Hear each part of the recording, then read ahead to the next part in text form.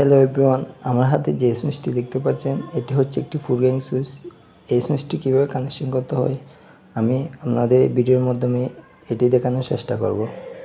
আপনারা ভিডিওটা দেখতে থাকুন। আমরা প্রথমে লুপগুলো কানেকশন করে ফেলবো। এখানে দেখতে পাচ্ছেন যে L1, L2, L3, L4 লেখা আছে। এখানে আমরা লুপগুলো কানেকশন করে ফেলবো।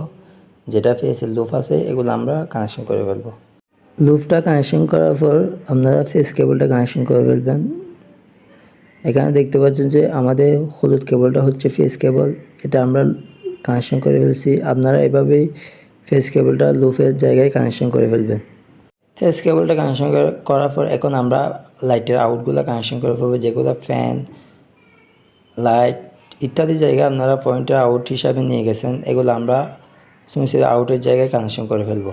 আপনারা দেখতে পাচ্ছেন যে আমি আউট কেবলগুলো কানেকশন করে ফেলছি। আপনারা এভাবে সহজেই আউট কেবলগুলো